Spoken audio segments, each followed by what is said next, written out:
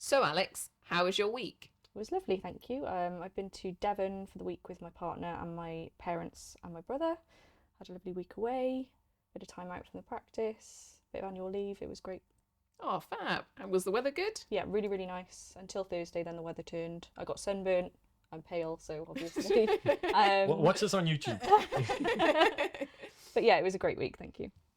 So, any of you that don't know that voice, we are joined by another guest. We have mentioned her numerous times before, and she is the heart and soul of NCDI. It's Alex McWhirter, our practice manager. Alex attained an honours degree in environmental sciences from Ulster University before working in the beauty industry, working at the Celtic Manor and a luxury local salon. She then rose through the dental ranks from previously working at a busy mixed practice as a dental nurse and a treatment coordinator to nursing at NCDI and then becoming our practice manager. She is responsible for making sure that our clinical team and the resources to provide the best possible care. She's incredibly detail oriented and holds herself and those around her to the highest standards, which she ensures our patients and team are very well cared for. Because of this, she was highly commended as Practice Manager of the Year by the Probe Awards for 2 years in a row. So, welcome to the podcast. And before we get into sort of all the nitty gritty of that, Ali, how was your week? I had a good week, but guess what? It was a busy week. Oh. Yeah. It was really good. Yeah, I had a really good week. Thank you. So, a lot has been going on. I feel like we spoke about this on the last episode, but there were a lot of kind of projects that are starting to come together. Mm-hmm. So Alex is here, but a lot of my working life happens with Alex at the practice. So we've been signing a lot of contracts for equipment. So our lab is going to be set up soon, which I'm super excited about because we know there's a huge shortage of technicians in the UK right now. Mm-hmm. And this is going to be a pinch point that we can take away. We work with incredible labs. They just don't have the time and the resources to deliver things necessarily quickly. And then there's a sustainability element of all this postage back and forth and couriering things. So I'm really excited about that. I've been working on long-term projects of setting a couple of courses up, which I talked about. But implant immediacy with Abdul Osman and Bree Dent is open to pre-registration, but the details are about to be released, so that's exciting. But the big one, we actually opened registration for site-specific implantology. So Southern Implants are supporting us, and a lot of other sponsors who are incredible. But Gareth Jones and I decided there's nowhere to learn about all these different implant shapes, sizes, and types that you can use that can really elevate the way you're dealing with immediate implants. And so it's a one-stop shop to deal with that for advanced users. And that's on the 18th and 19th of October, where Alex used to work at the Celtic Manor. And I'm really excited about that, actually. And actually, we decided to keep it small. There's only 12 spaces, but we're already half full. Oh, wow. Which is amazing. So just thank you to everyone who's supporting us. I'm really excited about that. And then I was doing a webinar for W&H during the week, which went really well. And I say it went really well because I had messages afterwards from people who were there who felt like they got a lot out of it. And it was meant to be on ISQ, but I didn't want to do a webinar on products and what is ISQ. So we talked about how bone works and how implant stability works, and it's an implant stability quotient. And W&H make the Ostel, which is an incredible device. And actually, one of the ways we've been preparing for this, they'd asked me to do this webinar over 6 months ago.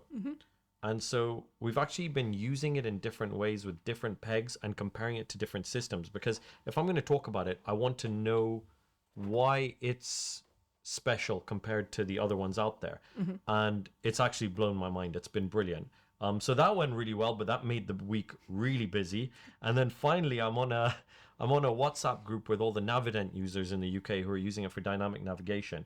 And we were all talking about different cases, and I gave a little bit of input into someone's case and told them, oh yeah, well, we did the UK's first pterygoid implants with Navident, and there was a few lessons we learned along the way of using Navident for full arch surgery.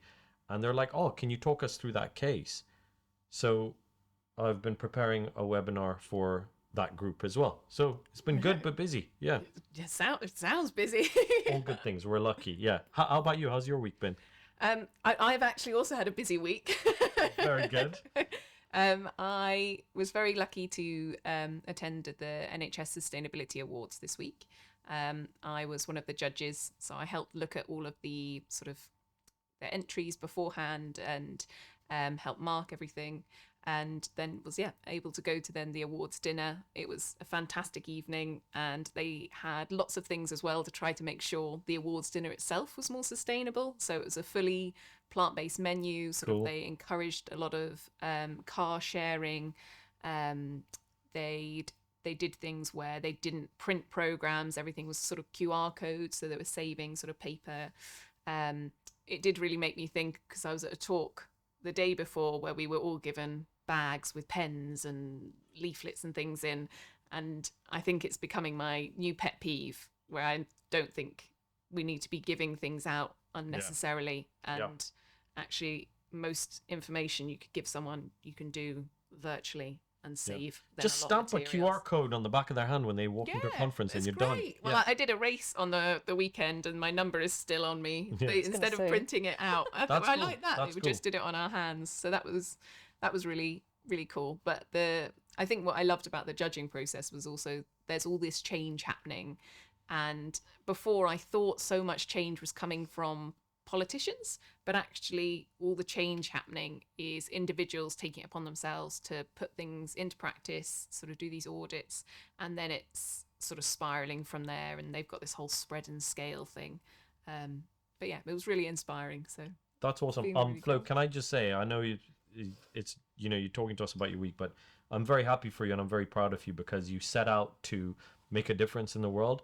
And I don't know if you expected it to be this soon that people realize how passionate you are about sustainability and have put you in a position to help make a difference, to encourage other people, and to being a judge for an award, it doesn't mean anything per se, but what they're saying is this is a person who's setting standards. And we know how you set standards in these things because you're doing it in this building every day. But I'm really pleased for you, and I'm pleased for the world that someone like you is in that position. So yeah, and I want to say this because everyone knows you as the podcast person. Yeah. But actually, yeah. Like I know you as the person that, like, I'm like, I better rinse this and put it in the right bin because Flo's around, Yeah. She's the bin police. Little evil eye in the corner. Yeah. No, that's awesome. Well done, Flo. Well, I did. The other thing that has made my week busy is I was coming back from a talk, and I found a stray cat, which I have now adopted. Brilliant. So she was looking very worse for wear, and we definitely has fleas. We took her home. Sort of, we've kept her in the bathroom. Wait, did you keep the fleas as well? Well, we contained everything to the Cat bathroom fleas. because I've got two other lovely fluffy cats, so we didn't want them mixing. We took her to the vet, and sadly, she doesn't have a microchip. By looking at her, they assume she's been dumped, and they said, "Do you have are you able to take care of her?" So yes, she's called Midnight. Oh, So does she get on with? we haven't fully introduced them yet, Okay. because she's had a groom and she's going to have another flea treatment on Monday, and then we can start introducing them. Cute. I was gonna ask you how you knew her name. She told her. That makes sense. She whispered it to me. No, I found her very close to Midnight, and she's a black and white cat. So, Oh. and I'm seeing Taylor Swift next week, so that's the other part of it. She's got an album called Midnight. Cool. So, You would have had to explain that to me. I was like, that's gonna go Just wait for straight it to over your ask. head. But let's get down to actually sort of the real nitty gritty of the episode. Alex, or Ali, actually, can you tell us a little bit about how you came to be practice manager of NCDI? Do you want me to tell my bit first? Yeah, Melanie? you go. So I worked in a very busy NHS practice in Cardiff. I did my training there, so I was a trainee, and then I worked there for a couple more years. Loved it, really, really busy. NHS dentistry is, especially as a nurse, you do not stop. But I just got to a phase where I was a bit bored. I wanted something a bit different, wanted to change it up. I found that throughout my working life. I get to a point where I'm a little bit bored and I need something different, need a bit more of a challenge. Are you hearing Still, this, Alex? Challenge accepted. I don't think that will ever happen here, but we'll see. Yeah, so I basically thought, right, let's see if there's something else out there. and found that there was a position going here. Applied, came and met Ali and Zara and Nicole, was greeted by 3 people when I came in for the interview. Obviously, absolutely lovely, very scared, but they offered me the job, took it. Massive shock to the system, just completely different world. And I have to add here, sorry, that you Yeah. came in as a nurse. That was the offer, Yeah. so that's how it started. Yeah. Yeah, I should say that I came in as a nurse. So, yeah, completely different world, very, very different, big challenge. But I think I then quickly realised, and Ali said this to me since, that actually it wasn't the environment that I was bored of, it was what I was doing like day to day. So I kind of fairly quickly figured that out, and then rather ballsily approached Ali and said, can I do something different? Can I do a bit of treatment coordination? They said yes, and then I did a bit of that, and then the PM job came available, and I wasn't going to apply, and then said to Ali, oh, I thought about it, and he was like, why haven't you? And I was like, okay, fine, I will. So I did, and then yeah, I got the job. It's been a bit of a whirlwind since then, but yeah, it was just a bit of moving and then just taking chances and taking jumps for a little while, and then I've landed here, and yeah, 3 years deep, here we are. Amazing. Well, you I think I need to add my side Yeah. of this story Yes, because yeah, Alex kind of jumped over the bits that I think are actually really cool in this, which is firstly, when Alex said, can I do some treatment coordinating? That's not what happened. What happened was we were at one of the FMC awards dinners. We were in a taxi on our way in, and we had, she'd had a couple of drinks. She had her Dutch courage, and none of her peers were around, because it's really difficult when you go in a structure. Let's say you Yeah. go in as a nurse and there's a nursing hierarchy. You feel like by doing more, you're stepping on toes. And it was just Zara, Alex, and I in a taxi, and she said, can I do your treatment letters? I was like, Zara, she's going to realize these aren't as easy as they look. So let her do them. And Alex did the letters, and they were better than my letters. So I was like, all right, cool. And then when it came time that we were recruiting a practice manager and looking for the right person, we actually had external help recruiting. So it was our HR company that we engaged that were doing it. And Alex said, oh, I was going to do it, but I know, I was going to put myself forward, but it's probably a bit early, and I don't know if I can do it. And the team that were in place said, everyone, encourage people to do that, because if nothing else, going through the process of interviewing is an experience that gets you closer to being ready for something, even if you don't get it. Yeah. And we interviewed quite a few people, and Alex was head and shoulders above everyone in every way. So it was easy, but then we had to kind of keep the suspense, because we just kind of knew at the time. So we had to, like, oh, we'll let you know, well done. Yeah. Like, yeah, but yeah, that was how it all Because started. I literally had started end of September, and this was middle of November, wasn't it? So Yeah, like 2 months 2 in. months. We didn't barely realise knew it was each that other quick. at that point. Yeah. Yeah. Wow. So yeah, it was a bit of probably a bit of a risky decision on your part. Somebody you've known 2 months, but I mean, you would have been employing somebody you didn't know at all, I suppose. Totally. And the thing is, I know this is probably something you're going to talk about, but we actually didn't advertise for someone from dentistry.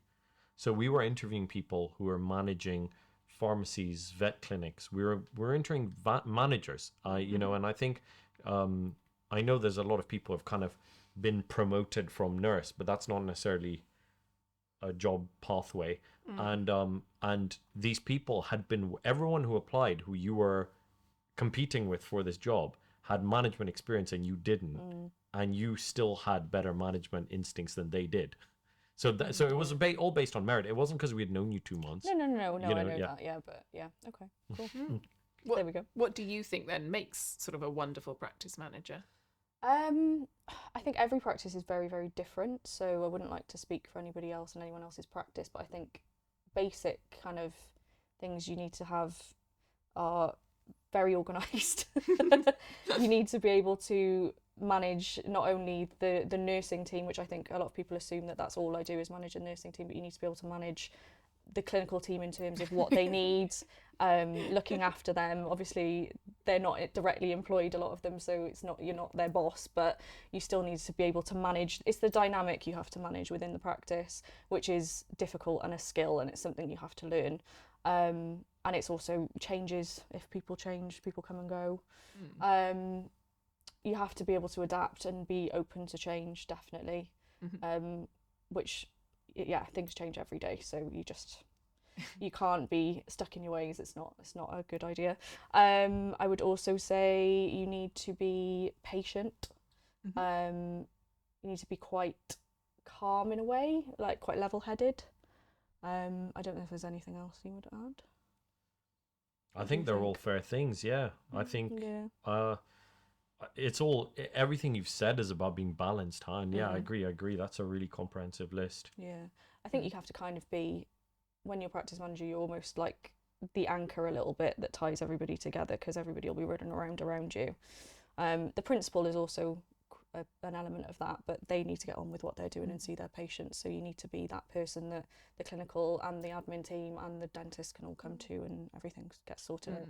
And I think also you got to, it's what I've learned through watching you work is that you've also got to understand that things that you don't maybe consider work, you have to schedule in time to spend time with all these people that you work with. It's not just always having your head in compliance or paperwork or banking or the things that people think of when they think practice manager. Because sometimes sitting with someone and having a cup of tea who's having a hard time at home is like one of the most important things you'll ever do. Yeah. And so being kind and patient when you have an urgent list of things that are to do with the business, to be able to push that all away to help someone who needs you. It's hard because we all know, you know, even at home when you've got lots on your mind and then you're trying to deal with something, it's really hard. So that patience in that sense, it's a fine balancing act, definitely. I really like what you said about being calm, because I think that's one of the things that I definitely really associate with you. And I know that if I'm having like a real stressful, like running around day, I know I can come to you and you'll bring that calm energy and sort of, I mean, definitely will help out. But sometimes that's, like you said, just that, almost that cup of tea is what you need to bring it back into it. Do you need any specific qualifications to be a practice manager? I don't think so. I think having the dental background, I know you said you were looking at hiring people that don't have dental backgrounds. I would disagree with hiring somebody that doesn't have a dental background, because I think you would find it very hard. It depends, obviously, who you've got underneath you, but I think you need to understand the industry and understand the nuances and the ins and outs. I don't think you can, I mean, you can learn, but it would take you a long time. So coming at it from a dental background, I think, is definitely a massive help. Hats off to anyone that is a practice manager and didn't come from a dental background, because that must have been very difficult. We've got like a whole other language. I wouldn't literally, like... literally. But yeah, other than that, I think it's about the person rather than the qualification. Let me play devil's advocate here though, because you deal with a lot of issues that are not within your background. So one of your roles is you coordinate with external agencies for HR, for accounting, for things like that. So do you think, and again, I might be wrong about this, one of the things that we were thinking is we can't get a practice manager who doesn't understand how to manage. We can get a practice manager who doesn't understand dentistry because you don't understand marketing or accounting, but you understand the right questions to ask the experts. So do you think you could be a PM with really good head nurse, with really good clinicians, with really good reception team, that you could say, hey, you know, when someone calls with a broken crown, what happens most of the time? Because I reckon, I totally appreciate it's made your life easier, but I reckon with your skill set, you could have come from a non-dental background and dealt with that. Yeah, you can 100% do it, 100%, but it would make your life harder in the beginning. I totally agree, yeah. So for any other sort of nurses out there who maybe are thinking like, oh, I'd love to make that jump, what advice would you sort of give them? I think if they're not already in like a senior nursing role, that is a good place to aim for first, because that will give you experience of running things in terms of the background admin, managing a team. That gives you a really good basis. And then I think it's just, I don't think you'll ever be ready to make that jump. So if the opportunity presents itself, just go for it. You've got nothing to lose, and yeah, I would say just make the leap if you can. Do you think it's a natural progression for nurses to become practice managers? Head nurses? Not necessarily natural. In my experience, most people, head nurses and nurses wise, they're either very clinically minded or they're very, I don't know what the right word is, like organisational admin-y minded, which I was. And if they're clinically minded, they either are quite happy doing nursing and then they excel at that, or they go on and do head nursing and they're brilliant in that role, or they sidestep and do hyge or therapist. But I know lots of nurses that absolutely love what they do and they're quite happy being a nurse. There's absolutely nothing wrong with being a nurse. That's, you know, so, and being a really good nurse is a really, really hard job, really hard. Like, our nurses here are incredible. And it's a really hard job, and they do it a lot better than I could, I think. So, yeah. So do you think, sorry, because I think this is really interesting in dentistry about this progression that is seen throughout. So do you think there's anyone who, or are there any types of people, personality types that you think shouldn't want to be a practice manager? Probably a better way to phrase it. Yeah, like, sorry, and please help me phrase it. Do you see what I'm saying? Like, because there might be some people who think, oh, I'd love to be a practice manager, because they see it as a progression and they're ambitious. And what you've said is your ambition can take you down a different road. So maybe what are the aspects of your job that are Marmite? You have to like admin. I am sad and I do like a bit of admin. Sorting things out, organisation, just getting things done. Like, if you're not a fan of a to-do list, as long as your arm, don't do it. Yeah, I would just, like, we know, like, obviously Tash, our head nurse, has frequently said I could not do your job because I would go mental sitting in that office and working my way through a list, and just, not that I stare at a computer all day, but, you know, she would hate it. So it's personality types as well. I think you have to be a certain type of person to enjoy it and to make the most of it. I think it's actually, I was going to say, when you were talking about that, I think it happens a lot in dentistry, even on the dentist side, where you have good clinicians who go, oh, that next step is that practice ownership. Yeah. And they're not a good practice owner, but actually they're very good clinicians, and vice versa. Yeah. And I think maybe there should be more encouragement in general about sort of, you don't have to always sort of be changing lanes or going, sort of, you can be very good at your what job. you do. Yeah. I think you know, down the line, I think we should have a nursing episode, because I think this is the most interesting group of people to look at in this sense. I was going to ask Alex, what's been your biggest challenge? My biggest challenge, I think, internal and external. What's been the biggest challenge in you, and what's been the biggest challenge outside of you in your job since you started? internal, I would say getting over the imposter syndrome took a while. I did have this sense when I first started the job of, I'm a massive fraud, and in a minute they're going to realise that they've given the job to somebody that doesn't know what they're doing, and I'm going to have to leave and it's going to be bad. But yeah, I think it took me a little while to get over that, and it's just... And how long have you been doing the job, sorry? It's coming up 3 years. Okay, so if you had to guess, how long did that imposter syndrome last for? So that other people in this position have a sense. Probably a year to 18 months, probably more like 18 months. I heard a thing about imposter syndrome, that they said actually it's usually the people who are very good at their jobs that get imposter syndrome, because they know actually what they should be doing. They know what they don't know. Yes. Yeah. Acutely aware of what I didn't know, and obviously it's a completely different ball game to what I was doing before. And also very aware that I've been trusted with this practice and this thing, and you're like, oh, because you have full access to everything. You're not a practice manager who gets like handed the bare minimum information, like, here's the budget and this is what you need to do, and escalate everything. You control budgets, bank accounts. You're in every meeting. You're running the place properly. So it is like it's all on you, Alex. If everything goes wrong, I didn't do anything wrong. Literally. No pressure. But it's taken a little while to get used to that, because the pressure will always be there, but it's getting used to the pressure. It's not that the pressure's gone. And I think getting to know you and Zara more as well, because when you don't know somebody and they just hand you essentially their child, not that not your actual child, because she was born since, but it's scary. It was scary. But yeah, I think that was the biggest internal challenge. External, I think not having any management experience was obviously a little bit of a hurdle, and just learning to manage people and learning to read people and where they work best and how they work best and why they might react the way they do to something, and why, you know, it's that takes a while. I feel like I'm always going to be learning that. It's not something I think you're ever completely done learning, but I think I'm much better at that than I was. I think we'll see.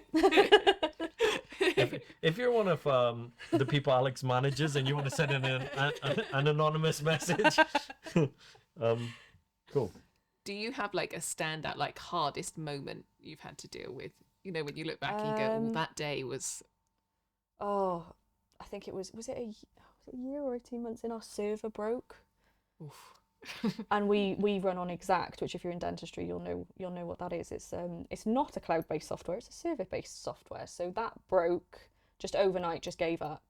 And we had no access to any software. Saying it now, I'm like, oh, you know, like I think I would completely react differently to how I did back then. But at the time it was like the flipping world had ended. It was ridiculous. And they're not cheap. They're like 10 grand pieces of kit servers. So it was a very expensive problem, a very needs to be fixed ASAP problem. We were working with some IT people that were very far away. That didn't help. And they were rubbish. And they were utter yeah. rubbish. And I will gladly, if someone wants to, don't ask me which ones they were. But if you're dealing with a company, you want to know if it was this one, send me their name, and I will send you a thumbs up or a thumbs down. They were that bad. Yeah. So that didn't help. It was a massive learning curve as well. I learned a lot from that situation because it was very much, I was still in my stage of, oh, don't be, you know, too aggressive with people and don't be too demanding. And obviously I needed to be in that situation, so that was a learning point, is don't like pussyfoot around and try to be nice, and when something needs to be done, like just, you can be assertive without being rude. But yeah, that was not a fun week. I think it was. It's a bit of a blur. I think I've erased it from my memory. And I've just dragged it all back up again. No, it's fine. But yeah, that was not fun. That was a biggie. But I'm trying to think if there's anything else. What's been the best thing that's happened for you? Far The more positive. best. Oh, there's so many things. Did you have that feeling, you know, The Pursuit of Happiness, the movie, at the end where he's just crying because he knows they're going to be okay? Yeah. Have you watched that? Have you had Yeah, that I've moment seen that where you're years like, ago. oh, Yeah. There's been like, I've loved going to like events with the team when we do our annual growth day. Those have been amazing. I think it's just the process has been more enjoyable than one specific moment. There's not been one specific thing that I've thought. I mean, don't get me wrong, winning awards is lovely, and those award ceremonies and things are fun to go to. But do you think they're worth it, the awards? I do think it's worth entering them. I think the patients, they're really good PR for the practice. The patients see them. We've got a wall in reception. I don't know if anyone's seen it, with all of our award certificates on it, and I do think it looks really impressive. It, like Ali said before, it forces you to write in the entries. You have to reflect on your year and put all your good things and your challenges and everything into a document, which is a good process. So I do think they're worth it, but I don't think you should tie your value to it, shall we say. You shouldn't get too upset if you don't win something. So what have you got out of it? Okay, because let's be honest, like a practice wins best website or best practice manager. Patients don't care. No. Right? So what made you put yourself into this, and then you've done it more than once? So what is it like personally that has motivated you? It's the process of writing that entry and reflecting, and because I'm like a lot of people, I'm not very good at hyping myself up and being very, oh, look what I've done, and boasting about things, not, you know, but yeah, I think the process of writing that entry is really, really good to be able to give yourself a little bit of a pat on the back and be like, yeah, actually I've had a good year, look, I've done this. You forget what you've done as well, because the year flies past so quickly. A week goes by in a blink of an eye here, especially. So it's good to be able to kind of go, oh yeah, I forgot I did that, and I've done that, and we've done that, and actually that's really good. And it's also good to kind of audit as well and look at what we do as a practice, what I do for the team as a PM. Sometimes I'll write an entry and I'll think, oh, actually there's a bit of a gap there, maybe I could put something, I need to do something different, or we need to think about this for next year. So yeah, I think the process is good. It's obviously nice to win something or get highly commended because it's a bit of validation. I'm not gonna lie. Which feels good. And it does feel good, and it feels like you're getting external, because obviously the people you work with, if you're doing a good job, they'll tell you if they're nice people. But if to have somebody external look at something you've written and go, yeah, good job, is nice. I have to say that's really profound, and I think people don't realize that if you take your job really seriously and you want to be good at it, all of us in any field, when something goes wrong, you really can beat yourself up. And I really like your reasoning where you're saying, I forget how many things I work hard at and do well in the year, and that when they go well, we just tick them away and move on to the next thing. But we really beat ourselves up over the things that maybe don't go well. And I think that's a universal take home for anyone listening, that that's another reason why these things are worth doing. Putting together, for clinicians, for example, putting together your nice cases and the things you've done. I think it's really important to reflect on the positive. So yeah. I know people that have a folder in their emails or a folder in their phone where every time something good happens or someone compliments them, they take a screenshot or they write it down and they keep it. And if they're having a bad day, they just flick through that, which I think is really nice. It's a really I good love top that. tip. Yeah. I love that. I think mine would be empty. No, I'm joking. No, that's a I feel really. like you're fishing for a compliment now, Ali. first two to go in there.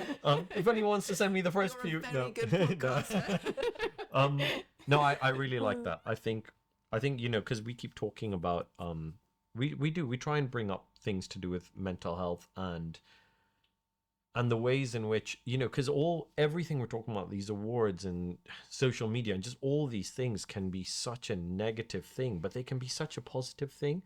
And I think it really is how you use these things. That's such a good tip. What do you wish, like, if you could say, like, that dentists knew about your job?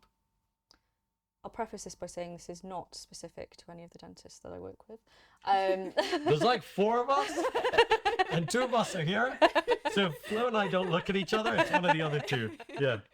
No, I think it would be, not that it would be nice, but I think people should understand the breadth of what we do, and how complex our job can be. I think when you don't do a job, and we're all guilty of it sometimes with the nurses, you forget how much actually they have got on their plate, or I forget how much you guys have got on your plate.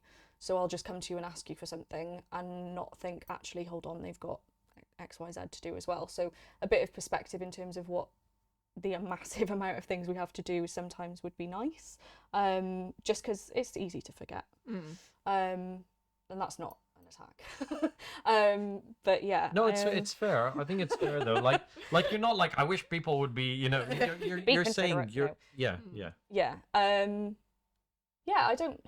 I don't think there's anything else I wish dentists I think as the practice has grown and for want of a better way to say it, become more successful in a lot of ways, I think there has become that understanding of what you do. And I think as a practice, we're quite open about it as well.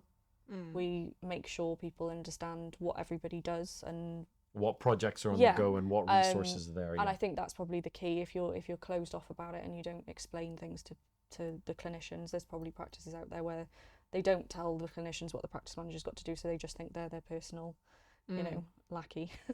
But yeah, I think if you're open and you explain, then that will probably eliminate that problem. So what's been your biggest strength as a practice manager? Biggest strength?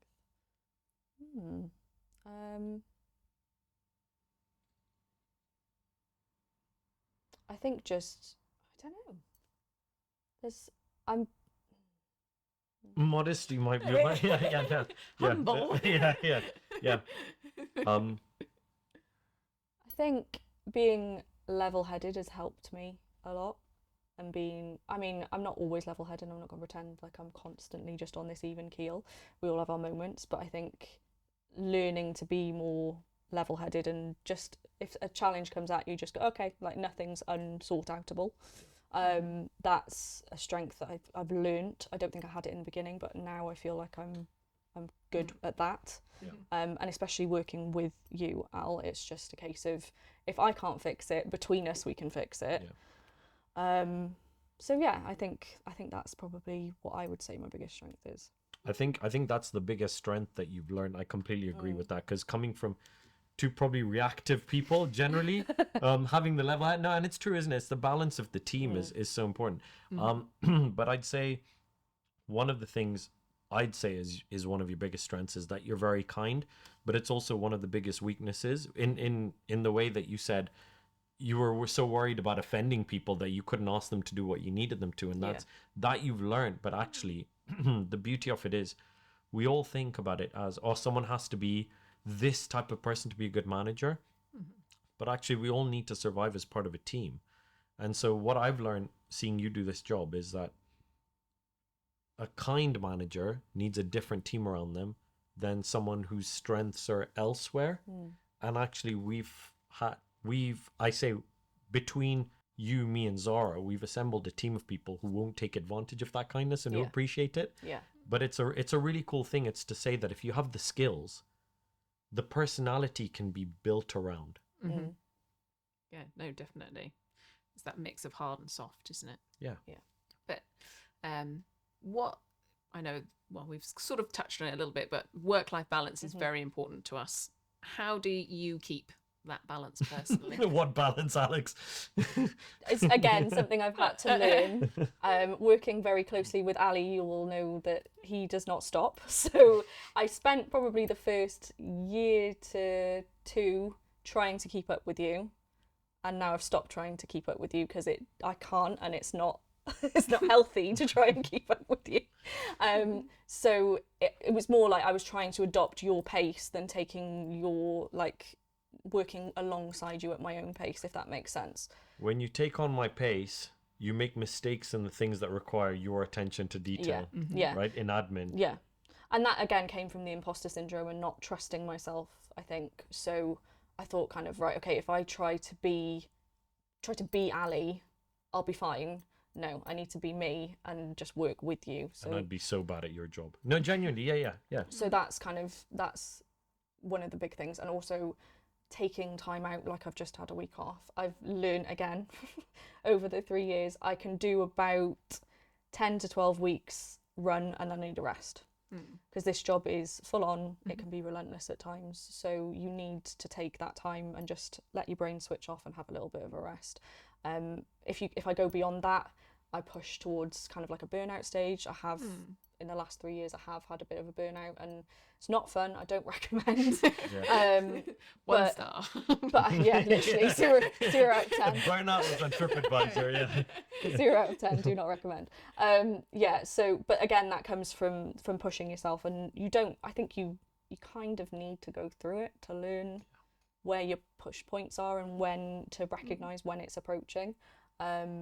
Which I can now, I think. Again, sometimes it will sneak up on you, but you get better at recognising when that's going to happen. I think it's really cool that you actually know sort of that timing as well, and what works for you in sort of that cycle, as it were. Yeah, and I have to look after me. If I don't look after me, I can't look after everybody else. So yeah, that's kind of the most important thing, and I've kind of had to be quite regimented with. The iPhone focus function, if you're an iPhone user, is brilliant because I can literally time it. So my work emails, WhatsApps, Slack, everything, I don't get any notifications after 5:45 when we finish. Obviously, if Ali needs me urgently, he can reach me. But it's just having that separation, because I did go through a phase where it was just constant, and that just speed tracks you towards burnout. And as someone who is probably responsible for burning out a number of people before Alex started the job, it's good because us having open conversations about this, sometimes it's a taboo subject. Someone being like, oh, I get burnt out because this is constant, because you feel guilty saying that because you feel like it's your responsibility and your job to keep going. And actually, Alex saying like, oh, if I read a work email like at bedtime, even if it's nothing bad, if I'm just then I don't sleep well and I can't, and then we go, okay, how do we deal with these notifications? Then we roll it out across the team and say, actually, we need settings. So we need to communicate via apps that have these settings. But then the cool thing is, like, I'll wake up in the middle of the night with an idea and I need to message people, and I can't sleep if I can't message it. So being able to schedule messages. So these are all things that have come from you being open about things like burnout. Yeah.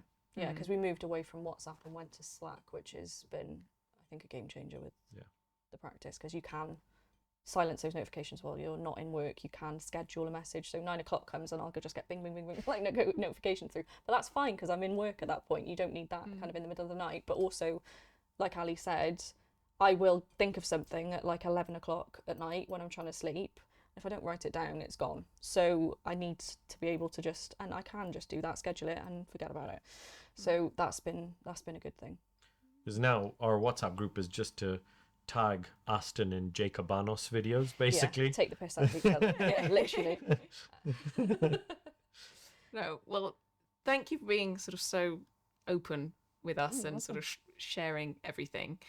Before you go, for sort of this season, we're going to be doing the dental quickfire quiz, which we're going to ask all our guests so that you can earn your dental pearl. Oh, okay. So is this a real pearl? I should get little pearls we can give to people to take away With your faces on it. Oh yeah, really small. A pearl bauble for their Christmas tree with our faces on it. Yeah, that would be cute. Yeah, no one wants my face. So, which was your favourite procedure to do as a nurse? Ooh. The few implants I nursed for I did really enjoy because they're cool. When I was NHS nursing, what did I like the most? I think I liked crown preps, which is a little bit of a weird one to enjoy. The DNA. The DNA was the best. Yeah. Best procedure. Yeah. When an RCT turned into an extraction, that was the best one. Yeah, I think those ones. Which is your favourite scrub colour to wear, or professional, or scrub colour when you were a nurse, or professional outfit colour now that you're all glamorous? And this is going to sound like I'm just saying this because it's our colours, but I love navy. So when I came in and the colours were navy and gold, those are very me colours. So I was instantly like, yes. But I do love a bit of navy. I had navy scrubs in my old practice that I bought to wear. So yeah, navy. Oh, well, yeah, so it fits in very well. Yeah, I didn't. I'm not just making that up. Except the clinicians wear navy, and we just wanted a system where every patient didn't come in and assume every female was a nurse, which is why we have clinicians' colours and nurses' colours. And it was the grey you ended up wearing because of that. Yeah. So, yeah. They are nice, though, those grey ones. With no context, what is your favourite tooth? This is such a random question. I'm going to come at it from a me perspective, not a clinical perspective, and like a patient perspective. I love the before and afters where it's like a single central or like a few centrals. So if we have to pick one, we'll say a central. Don't care if it's left or right. I think you've got to pick a side. I think it's the rule. Right then, I'm right-handed. There we go. The other right one. And if you were just leaving school now, what would you want to do? As in, if I was still as I was when I left school, or knowing what I know now? Knowing what you know now. Knowing what I know now. I don't know, is the honest answer. I'm not sure. I'd like to say I'd want to do my job, but I kind of fell into it, so it's not something that I set out to do. Yeah, the fact that I can't think of anything else I'd want to do is probably a good thing. Yeah, I don't think there is anything that I can think of off the top of my head that I would want to do now if I came out of school. Well, I'm very pleased that you ended up on this path. Me too. It's fantastic working with you. Me too. Can I ask Alex one more question, please? Alex, if you could give one piece of advice to yourself at the beginning of this practice management journey, and you were going back and you only got to say one thing, and then the time machine brought you back, what would you say? Got to think about this one. My instinct is to say slow down, because I think I was very like constant just state of panic, but then I partly would want to kind of say it's going to be all right, you're fine. 3 years time, you're fine. and if you had heard breathe. That, you'd be like, that's not helpful at all. Yeah, literally. Be like, go away. Tell me how to solve this crisis. Yeah, I think it would just be breathe, take it one day at a time. It's going to be fine. because I was, yeah, I think that would be the advice. Good advice. Fantastic. No, thank you so much. Before we go, we've just got one little feature that we're doing on a few of these episodes, and it's called a sustainable business shout out. It's a new segment where we'll call out a sustainable business each week. The aim is to highlight either products or things that maybe you can think about swapping into sort of your company or maybe your oral hygiene regime at home to sort of become more sustainable. This week, we're calling out a company called Organically Epic. They're a small British company who supply different, more sustainable oral health products. My highlight from them is their bamboo dental brushes. They're very good. Yeah. I use them. Yeah. And they've got a fantastic sort of color scheme. Patients really get on with them as well. And they come in cardboard packaging, sort of that can all be recycled. So I'd highly recommend going and checking them out. Thank you all. Ali, why did you invest in the Navident dynamic navigation system?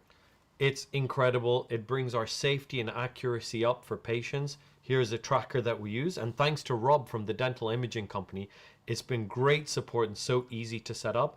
I see why so many people go to him for their digital imaging, 3D or 2-dimensional, and also all their surgical supplies like Ustamed screws. Rob's been incredible, and I'd highly recommend working with him. Ali, can you name everything in the practice that's made by W&H? Ooh, off the top of my head, all of our handpieces, our sterilization equipment, my implant motor, the PiezoMed, they're an incredible company to work with because they're an Austrian company that focus on hygiene, and we know from studies that patients care most about hygiene. To top it all off, the support we get from them is amazing. They don't actually supply the equipment, but they provide the support. Now that's true support. Crown Dental burrs have a rota system, and what that means is I have the same burr box every time with the same burrs numbered. I ask my nurse for the number of burr rather than having to remember the name of it. And it also means that when I need a new burr, we go to the box which has this card, and if we are running out, my nurse can just scan the QR code and order the same one, so we never have problems with inconsistencies with burr boxes or burrs. Thank you very much for implementing this for me, Paul. I love it.